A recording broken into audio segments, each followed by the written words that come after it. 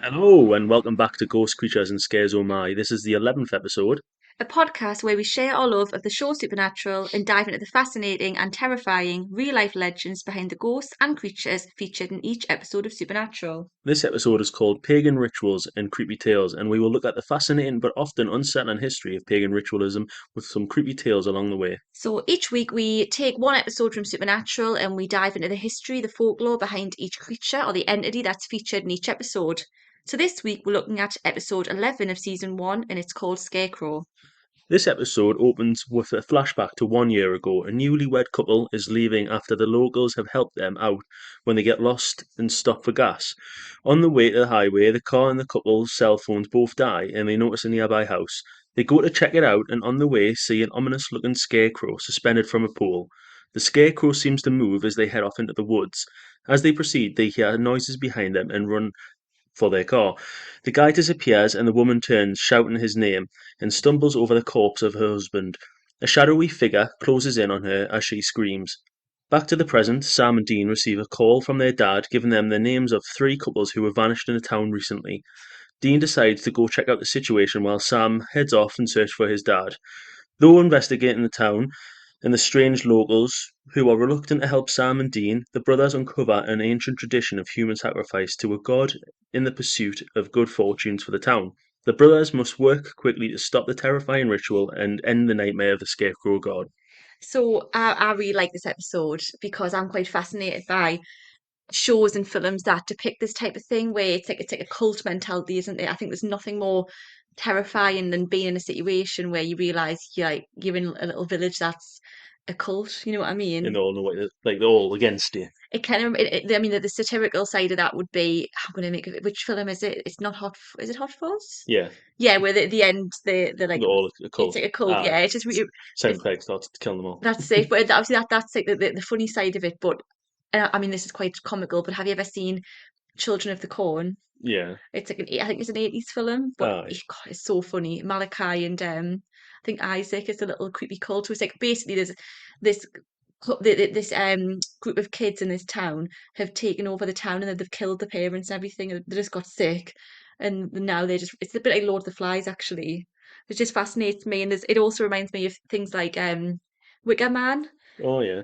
Especially the, I mean, I'll be honest, I haven't seen the original, but I've seen the Nicolas Cage version, which is The pretty best version. horrific. It's, you know what? It gets slated, but again, it's one of them films I If could Nicolas watch. Cage is in a film, you've got to watch it. He gets slated, but it just makes me laugh. He's class. Wicker Man, it's quite a bit of a creepy film, and Midsummer. Now, I don't think you watched this No, I never want to see that one. because I watched this on my own, and it's one of these you wouldn't like it because you're not into the arty kind of films, but it was really strange. It's basically this. I think it's Swedish. I think this town and with this community. Sorry, and once you get to a certain age, you have to go and like die because you've reached that age. It's awful. You've got to go and die. You've got to die. Yeah, I wouldn't have a career as a journalist, would I, reviewing films? Nah, certainly not. But no, it's quite a weird, but kind of I quite enjoyed it actually. Doesn't sound like the sort of film for me. It's way too arty and but it's good. I enjoyed it. So we'll dive into a bit of the history behind paganism and some of the rituals and things like that and where it actually all came from. And then we're going to look at some really creepy stories that I found that link to this. So paganism is a term which sprung up as early as the 4th century and was coined by early Christians, specifically taking aim at Romans who practice polytheism. It often now refers to individuals who believe in multiple deities and more archaic rituals and beliefs. So, paganism and Christianity. There have been lots of academics who believe that Christianity itself is steeped in pagan tradition. This was probably due to those willingly, or who most likely who were forcibly converted, having merged their pagan heritage with the new budding Christian religion sweeping the globe. So you know how there was big crusades going across, and that missionaries went across the world to try and convert everyone to Christianity. Hmm. They think that a lot of the old ways and traditions got merged with Christianity, and that's where we get a lot of these actual Christian traditions aren't really that Christian at all. Well, Christmas isn't it? It's supposed to be a pagan holiday. Yeah, so basically Christmas on the 25th of December. Saturnalia was a pagan festival which covered roughly the fourth week of December. The Roman god Saturn, celebrated by the festival, was the god of the harvest, and Saturnalia was about conspicuous consumption of food and drink. During its celebrations, no prisoners were executed and some were even granted release. Masters served their slaves at the table during one point of the festival, and a slave was elected to serve as the king of the celebrations. Public feasts were held and gifts were exchanged, some of them to public associates as jokes, while gifts were given privately to family and friends of a more serious and caring nature. Public businesses were suspended during the festival, which expanded from the original 1 day celebration to 1 week of over time. Schools were closed, gambling was allowed, and slaves were allowed to gamble with their masters, often for stakes which included fruits and nuts. While many Roman festivals required access to the public sites of Rome, such as the Forum, the Colosseum, or the Palatine Hill, much of Saturnalia could be celebrated in the home, and it was thus celebrated throughout the empire, with the official ceremonies only taking place in Rome at the Temple of Saturn. Candles were lit to mark the days of the festival as it transpired. Not to mention, pagans would often celebrate this time of year as it marked the days creeping towards spring. Seems coincidental? Also, Halloween itself is undoubtedly steeped in pagan tradition and customs. We're thinking back to the Halloween special that we did a while ago. It was, we went through all of this. Lots of links to Halloween and what's it called? Samhain? Yeah. Yeah. Evident in Greek, Roman, and ancient Egyptian practices, but well known as the ritual of human sacrifice in Aztec culture. So there's a huge tradition of human sacrifice in these cultures when you think of Aztec. Hmm. And I think a lot of that got kind of steeped in the tradition of paganism, and that's why you see these films and stories. They really draw upon. It's always the human sacrifice element that is the most creepy, which Yeah. obviously you can imagine why. So really quickly, with Celtic paganism, paganism in ancient Europe was prevalent, and before Christianity was thrust upon the masses through missionaries spreading the word, and later the bloody crusades forcing the religion upon people. Their traditions and beliefs thrive, with some still being practiced today. They had multiple gods for different aspects of life, such as weather, harvest, and fertility, and they would pray to these gods, often making offerings to them. So, Stonehenge, this is believed to have been built around 3000 BC and is aligned towards the sunrise of the summer solstice. People argue over what the purpose of Stonehenge was. Was it an observatory for the moon and stars, a place of worship, or was it actually a burial ground? Druids, members of high-ranking class in Celtic communities, they acted as priests, lawyers, doctors, and there's references to them in history to having presided over animal and human sacrifices as offering to the gods. So Wicker Man, the culture, the practice of Wicker Man, Caesar himself witnessed the Celtic practice and said it was often prisoners, but sometimes innocents too, who were condemned to this brutal kind of demise. Hmm. Druids really fascinate me. Just the idea of this country before Christianity took over. There's something really mystical and mythical about it. Yeah. So the last thing before we dive into some creepy tales, paganism in Norse cultures. As Christianity had practically consumed the UK, the Vikings were carrying out their raids and they still held their pagan beliefs strongly. Well, I know this from watching Vikings because England had already converted into a Christian country, and when the Vikings came over, they were regarded as heathens, barbarians, and I find their beliefs so fascinating. So this cultural difference clashed with the Saxons, who led over England and led to a view that the Vikings were barbaric heathens. Put my teeth into that, goodness me. Um, Old Norse gods and goddesses such as Odin, Loki, Thor, and Freya, to name a few, were worshipped and sacrifices were made to them. The Norse people believed that if they died in battle in a noble manner, that they would live forever in Valhalla with other warriors, and they would feast, drink, and fight for eternity. That's a bit bizarre. That they used to believe that if they died in battle, their reward was Valhalla, where they'd have these big feasts, but they'd actually battle and fight and kill each other just to do it all again the next night. That's because they love it, didn't I love it. they? They loved it. That's my hell. Getting beaten up every Aye. night. Gosh. Eventually, like Celtic and Gaelic beliefs, theirs were squashed out and many converted to Christianity. However, modern paganism still thrives with some communities and individuals, and Wiccan beliefs often evolving over time. The notion of giving praise to nature and respecting the earth, amongst other beliefs, is prevalent. So we're going to dive into some creepy tales now. So this bit, when I started looking at this episode, I really wanted to get some history in there because I do think when we're talking about paganism in talking about episodes like this one of Supernatural and some of the films I mentioned earlier, it's important to get a little bit of background to where this comes from Before we get into all the sacrifice before and we're the getting blood. some creepy stories. Yeah, so I've kind of segued in there a little bit talking about Wicca and witches and that kind of thing. So we're going to head to Dartmoor, Wistman's Woods. So that I took this story from Plymouth Live. Nestled beside the West Dart River in Dartmoor National Park lies one of only three remote high-altitude oak woods in Dartmoor. Wistman's Wood is said to be the remainder of what was once a great forest which covered much of Dartmoor since 7000 BC, before Neolithic hunter-gatherers cleared it around 5000 BC. Tree clearance has led to the evolution of the moors as we see them today. However, the most obvious evidence left by the people of this time are their ceremonial monuments.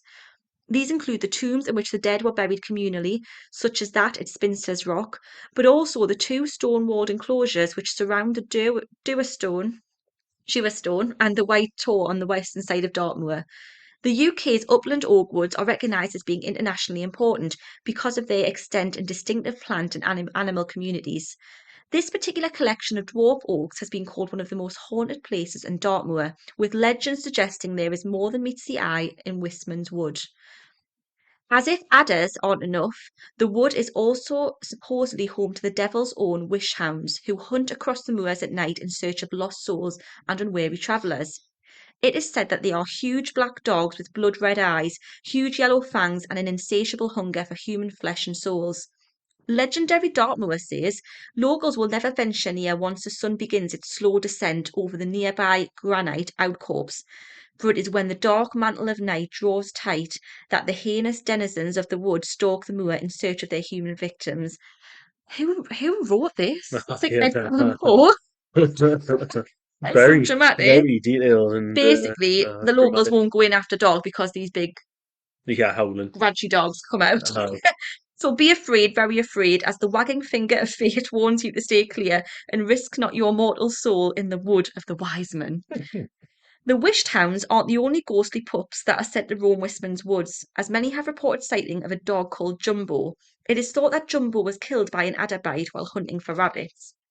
Sometimes the small ghost can be seen scurrying around the rocks and boulders in search of rabbits, as legend has it. At night, the plaintive cries of the little terrier can be heard echoing down the valley below. On a cold and wintry day on the moors, you might expect the woods to provide ample shelter for the cattle loose in the area, but that is not the case because the ground inside Wistman's Woods is so treacherous that most cattle stay clear, or maybe it's the adders. Covering the ground amongst the curling branches are an abundance of moss-covered boulders, some of which have strange patterns carved into them. Legend has it that Wistman's Woods was often once a druid grove where rituals were carried out. Druids are said to have carved spirals and symbols into the stones, and some can still be seen to this day. They say that they would carry the dead through the woods to their final resting place, and some visitors even claim to have seen this ghostly procession taking place with phantom white robed spectres carrying a long dead individual through the trees. There's also stories about witches kind of meeting up in there as well. mhm. So basically, what are your thoughts on the believability of this one? You've got a giant devil's hounds, you've got a poor little dog called Jumbo, and this nightly procession of ghostly druids carrying a funeral through the woods. I mean, is the wolves in the area? Like, could it not just be wolves? I'm going to really betray myself as being very stupid here, but I don't think we have wolves in this country. I didn't think we did, I but don't like, know how, I could be really wrong there, but isn't that not more of a North American thing? Wolves? Someone please tell me if I'm completely wrong on that one. you're probably right. I You're probably don't know right. I don't think we actually. like, I don't know. I Maybe, don't think we do. This is maybe my some wolves got forte. out of the zoo or Animals and something. geography is not my forte. Yeah. Like, It's I not can't the imagine there's like, 1600s. We haven't got that like what was it, the giraffe or the kangaroo uh, just roaming around. wolves got out. Witch hounds and not just hellhounds. It could just be rabid wild. It could be wild dogs. We do have wild Yeah, it could just dogs. be wild dogs. Yeah, Or it could be the Wishman hellhounds. hounds, hellhounds. Or this poor little dog. I mean, I have heard stories of people I who always call Jumbo. I've heard people stories of people who've lost their pets and they see the ghosts. So that could be true. Thoughts? Oh, I You don't don't believe it? know. Oh, I don't know. I feel like that one seems more believable to me, like a poor little dog, than these hellhounds. I That think if any sounds, of them, they'll both be just as believable as each other. yeah. Not very. It sounds like someone's went camping in the woods and they've got carried away there. Aye. The imaginations ran wild. The dark's got to them. I do think that the druid one's quite scary. The druid one could be thingy, I suppose, if people are going around as druids, like, Hmm. it might just be actual people rather than ghosts. You are to like people who are obsessed with that kind of, who are still trying to carry out Yeah, paganism, religion, like Wiccan and that kind of thing, and yeah, they've got meetings. yeah, maybe they've just came Yeah. across that. Well, they did, I was going to say there is lots of stories of witches in covens meeting up, Yeah. and there's absolutely nothing sinister about Wicca. It's a really peaceful religion, and it's all about. I mean, again, I don't know much about it, but I do understand that it's about nature and respecting nature and solidarity. So Hmm. that would not be. But if you saw that and you didn't know what was going on in the dark, that could be creepy. Oh, aye. Yeah. People run around dressed in white. Also, Sherwood Forest. I thought I'd quickly bring up Sherwood Forest, which is famous for Robin Hood. Robin Hood. You've read the sheet. Apparently, someone was in Sherwood Forest, and a few people have seen a hooded figure in the forest. So people think it's actually Robin Hood or one of these merry men. Another say it could be a druid. But Actually, Robin Hood. was Robin Hood real? I don't think it was it? We're both looking at each other blankly here. I don't think so. Wolves, Robin Hood. I think we need to do like maybe an education Ah, after I was going to this. say, I had a bit of a nightmare here. We are. It's not. You can tell it's not our 40 this one, but it is interesting. So I'm going to go a bit left field here. I don't know how you're going to react to this story, but I thought it was entertaining, so I'll put it in. It's Harold the Scarecrow. So do you recognise this story? No. So this story is not real, which is why I kind of I really debated about putting it in. It's You might remember a film called Scary Stories to Tell in the Dark. It rings a bell, It yeah. was from that. It's a bit of a creepypasta, to be honest, an urban legend. And then the reason I put it in is because it is, like I say, an entertaining story linked into scarecrows, which is what Supernatural episode was on. But basically, apparently, it's based on an old Norse legend that actually is true. I hope it So wasn't called Harold then. no, no, no, no. So this is how I've got away with it because this isn't the real story, but apparently it's based on something that did actually happen. And it's going to lead us into some really creepy but funny scarecrow stories from real life. So but I have got some real life stuff, so don't panic. But this one I thought was quite entertaining. So Harold the Scarecrow. This was uploaded onto occult.com by Luxfer, and credit to the story goes to a Jen Edmonton. This happened a very long time ago on a farm in Edmonton. Two brothers lived there with their grandparents, and every day they had to work in the cornfields. But crows always crowded the corn, so the two brothers had to chase them away all of the time. One day, one of the brothers suggested that they should make a scarecrow. So they got to work. They named him Harold after their old neighbour who died. The two boys laughed as they made Harold's black, beady eyes and his evil grin. They set it up in the field and walked away satisfied.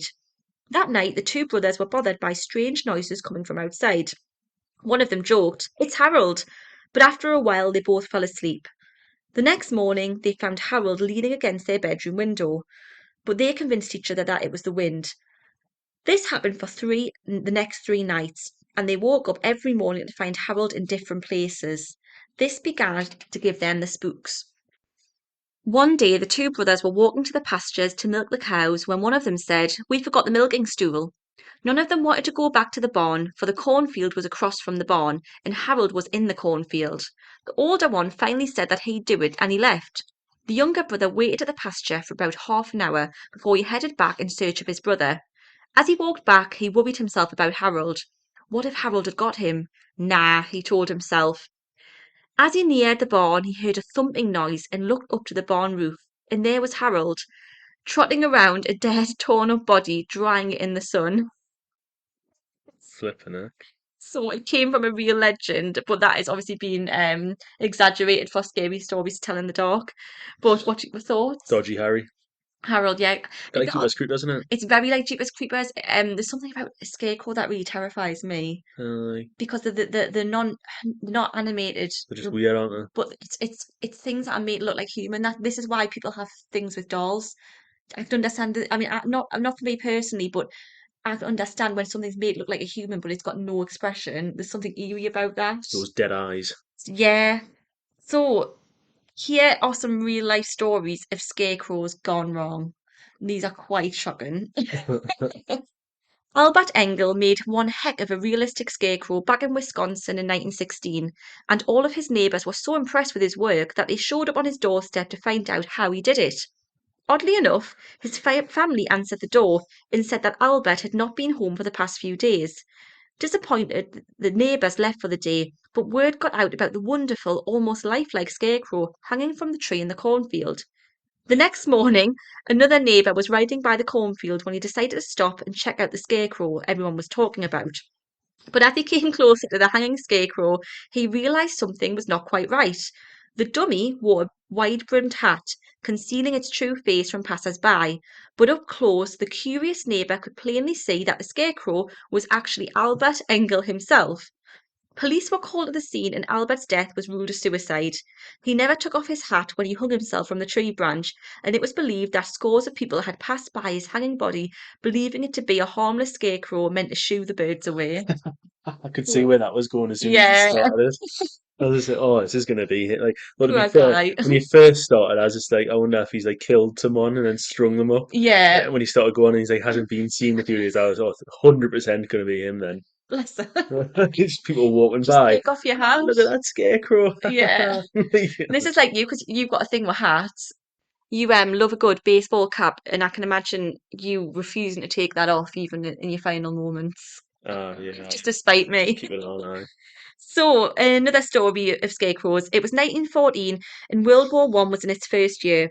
The French were on the move, but so was the nearby Baden Regiment, Baden Regiment. The French force knew that they had to think fast if they were to survive another day. The fog was thick, and the French realised it could be used to their advantage. The men rushed into a nearby field and gathered sticks from other by fields in the gathered debris as well. They made scarecrows that, from such a distance in the fog, looked like helpless soldiers. They placed their caps on the stick scarecrows, and the men hid themselves, ready to ambush the enemy. A few of the French were sent ahead and lured the German troops to the field. At the sight of the scarecrows, the Germans charged. As soon as the Germans were well into the trap, shots rang out from three sides. Over 100 men of the Baden Regiment were killed, and as the war went on, scarecrows and trench dummies became more and more common as a way to trick the enemy soldiers. Pretty dodgy, isn't Yeah, it? Can you imagine that? Like, just walking in as low as a scarecrow. Like, oh dear. yeah, it's a good tactic though. Aye. Yeah, it was a very Fair good play tactic. for that. Yeah, 100%. Have we bad eyesight as well, so women scarecrows were seldom made in the recent past. That's true. You never really see a female scarecrow. It's always male, isn't it? Well, I suppose not really a gender on it. Sexism, scarecrow sexism. It's just clothes, isn't it? Done with the patriarchy. Women Do scarecrows you were know why it is? Because you can't, a dress won't, you can't put like a dress on like straw, can you? It'll just fall what? out. We can put pants on one. Yeah, aye. And Because excuse me, you can tie the bottom of pants with the straw sorry, in, so it'll still hold the straw, and you can't tie your dress because therefore it just no longer looks human. are you saying that women can't wear pants? Well, no, no. I You just mean can. like obviously like dresses in it. Oh, you've Like done yourself there. I've done myself. Get some complaints from all the three listeners here. My mum is going to be furious. So anyway, women scarecrows were very rarely seen in the recent past, but in the early 1900s there were some gruesome reports of very real female scarecrows. For example, in 1906, a newspaper article made its rounds throughout the United States telling of a Hungarian farmer, Eugene Plauzy, who was such a penny pincher that when his wife died, he took her body and set it up in his orchard. It was discovered that he was using her body to scare the birds away from his fruit trees. Why can I imagine you doing this to me? Aye. Finally come in handy. Oh, that is pretty brutal, isn't it? Aye, it is. So again, this time in Amsterdam in 1910, it was reported that a farmer's wife passed away. While the marriage appeared to be a happy one, the farmer reportedly loved his crops more than her. After she died, he dressed her corpse in one of his old suits. Ah, see, this one's wearing a suit. And set her up in the orchard behind the house to scare off the birds. The neighbour spotted the scarecrow wife 2 days later and reported the husband to the authorities. The farmer caught wind of the neighbour's discovery, so the wife was, of course, nowhere to be found. They kind of got away with it, that Hid one. the body. Yeah, No, it didn't happen. no. Right, You're making it up the line. so we're going to do a massive kind of switch up now. and come to something that I'm really excited about. This really interests me. So we've done a bit of history, we've done some stories on scarecrows, a little bit on paganism in the woods. And when I was researching this episode, I kind of got a bit stuck after that. I was like, right, where do we go from here? There's got to be some kind of story, that a supernatural story that's really linked to paganism and all of that kind of thing and rituals. And I was pulling my hair out, and my mum just suggested this one. So my mum is massive into music. That she got me into music as well. So was my dad. And she mentioned Led Zeppelin, and as soon as she said it, I knew what she was talking about. So any ideas? Well, based off what you've got You written on the can't, no, you sheet, can't the cheat. Led Zeppelin curse. So there's lots to unpack here, but this is part two. We're going to look at a little bit into the Satanic Panic and the Led Zeppelin curse. So modern paganism has evolved into many different strands, and interestingly, the religion of Satanism has developed. In Christianity, the presence of the devil and demons is evident, and this non-theistic religion branched out on its own, with key figures like Alistair Crowley in the early 1900s and Anton LaVey in the US in the 60s and 70s. Nowadays, Satanism has many different branches to the faith, and most of these claim to be harmless and not glorifying evil or the devil, despite what popular culture claims. In the 1980s, the Satanic Panic, as it was coined by the media, sprung up, particularly in the USA. So, this notion began as a conspiracy theory that the world leaders are in some kind of satanic cult that wishes to harm children and spread evil across the world. Also, there were some notable criminal cases in the 80s and 90s involving the scapegoating of Gothic teens over so called ritualistic killings. Their taste in clothing and heavy metal music being used against them. This just makes me think of Eddie Munson in Stranger Things. Oh, Yeah, I love his character. It's such, and people keep saying they want to bring him back, but I don't think they should. nah, he It, went well. He went out stupidly, it but was, it he's was, went out now, and he's he's gone. done. Don't be bringing him And back. the really sad problem, and the reason they probably couldn't bring him back is because the people in that town still think he was some kind of Satanism, satanic killer. Yeah, So there was these kids who were very similar who were into heavy metal and they're dressed in a certain way and they got blamed for different crimes based on profiling of what they looked like. So the threat of Satanism had been in the public conscience ever since Charles Manson masterminded the brutal killing of Sharon Tate, her unborn son, and some friends in the 1969, and left behind pagan satanic symbols and writings in blood. People were terrified of Satanism, and it became a modern day version of the fear towards witches hundreds of years before. So that is interesting. A bit like the witch hunt, people were so terrified of witches after Manson and his family did what they did, which is absolutely horrific. There was a big spark in fascination, but also fear towards Satanism. yeah, Anton LaVey founded the Church of Satan in America and even appeared in the iconic film Rosemary's Baby alongside actress Mia Farrow. So this is really interesting to me because um the director of that film, Rosemary's Baby, was do tell. Roman Polanski, who was married to Sharon Tate. Oh yeah, So aye. that's really, and obviously that's a bit of a strange link, I think.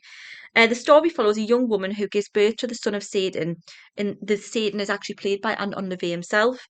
So before LaVey, there was Alistair Crowley. So Anton LaVey was this massive Satanist leader in the 60s and 70s in America, but the most famous one is actually comes from the UK, Alistair Crowley. He was born in 1875 in the UK and he was an English occultist, ceremonial magician, poet, painter, novelist, and mountaineer. Had quite a few jobs, didn't I think he had a few hobbies. he? Aye. What's that saying? Jack of all Jack trades, of all master of trades, none. aye. He founded the religion of Thelema, identifying himself as the prophet. These these cult leaders are so narcissistic. It's always something like this is a religion and I just happen to be the prophet. He was a prolific writer and he published widely over the course of his life. Crowley socialized with the upper crust and key figures of the 20th century, and he was notorious for holding parties full of all the vices that you can think of. His hedonistic pursuit of pleasure undoubtedly inspired later satanic beliefs. So I got this story from wemystic.com, and this is the one my mum told me about. So this is what we're going to look at. It's Boleskine House, um, linked to Led Zeppelin. So favorite Led Zeppelin song? Couldn't tell you. Not my genre of music. Mine's Highway to Hell. Highway to Hell. Just a stroke. Oh. Terrible joke. So Stairway to Heaven would be that's one of my favourite songs, I think.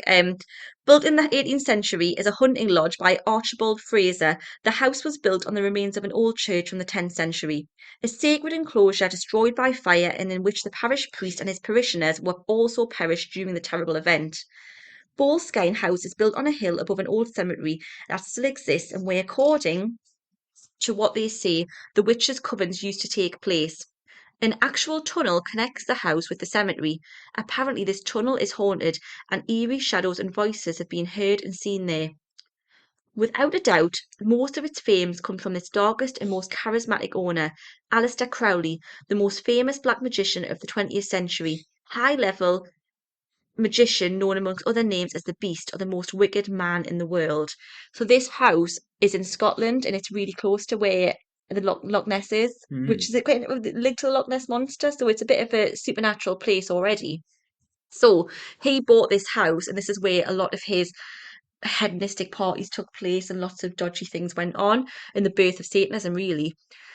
So something unusual happened with him, such as the fact that a few years after his death, he became a pop icon of the 60s and 70s, especially for the most important rock and pop groups of the time. He even appears among the famous people on the cover of the legendary Beatles album Sgt. Pepper's Lonely Hearts Club Band. He was part of the Golden Dawn secret society, and he bought Boleskine House to perform rituals, and it's said that there was even a time that he summoned so-called Lords of Darkness. So his initial idea was to try and reach his higher self through enlightenment, but the negative forces summoned remained there in the house, creating a dark and terrifying atmosphere that the inhabitants of the area confirm.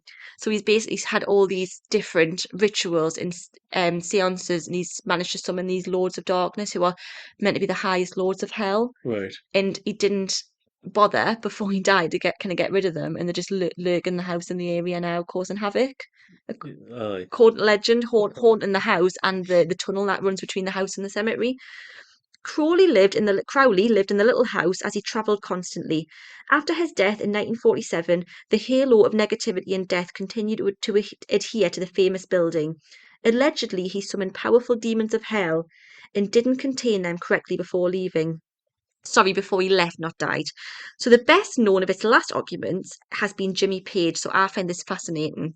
So the famous guitarist of the British rock group Led Zeppelin, he was obsessed with Crowley's philosophy and his dark life, and he acquired the house in 1970.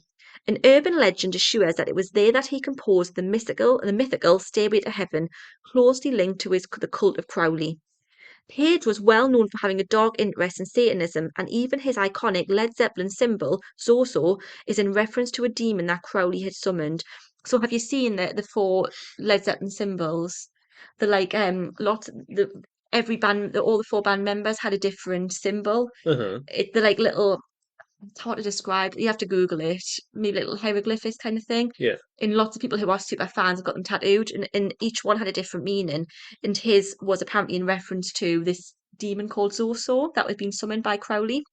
So it's very goth, isn't it? Aye, very. Um, I tell you what we class yeah, having a secret tunnel in your house. yeah, not a haunted one though, Oh no, by not. Lords of Darkness. Aye, secret tunnel. Yeah, not one that leads to a cemetery at the end. Nah, Maybe a through a bookshelf McDonald's. like into a bunker or something. I mean, like, Yeah, be pretty cool. or a secret bar. That'd be Uh, cool. So this leads us on to the Led Zeppelin curse. Apparently, Page's exploration of dark forces led to a devastating curse over the entire iconic band. According to car rector Bangs, this, I don't know if this is a person or a magazine, I don't know. I'm so tired. This was about the time that Page asked his bandmates to join him in a magic ritual based on Crowley's writings to help the band. All of them participated in the spell except for John Paul Jones, who kept clear of the whole thing. The first signs of their commitment show up on Led Zeppelin 3, where two of Crowley's catchphrases are allegedly carved into the outro groove: "Do as thou wilt" on one side and "So mote it be" on the other. It was on the following album, Led Zeppelin 4, that the arcane imagery became more overt.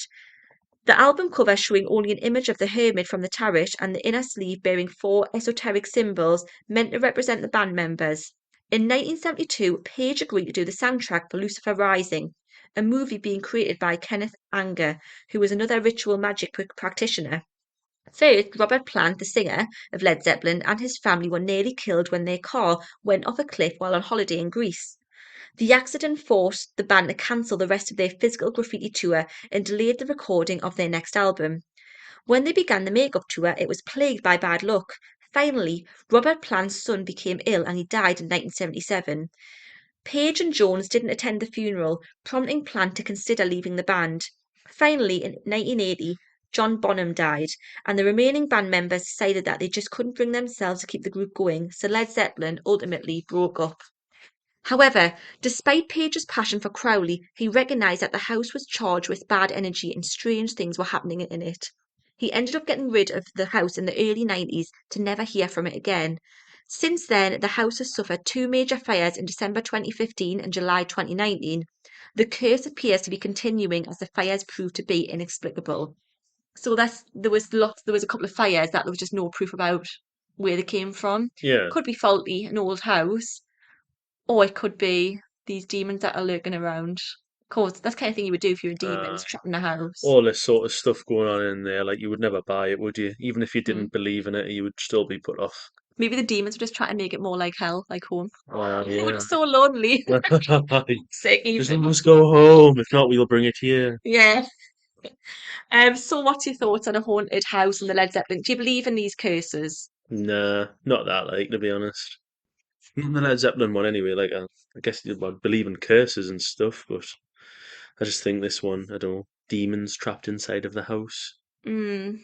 I think the Egyptian ones are quite interesting, like the Tutankhamun curse and that kind of thing. Yeah, yeah, There's something in it, but so we'll leave it there. So have I convinced this it's difficult one this episode because we've had some stories, but it's not really like have I convinced you that poltergeists are real or yeah. that vampires are I think real obviously per se. paganism is real It's because very it's much real. practiced. Yeah, Of course, yeah, it's very much real.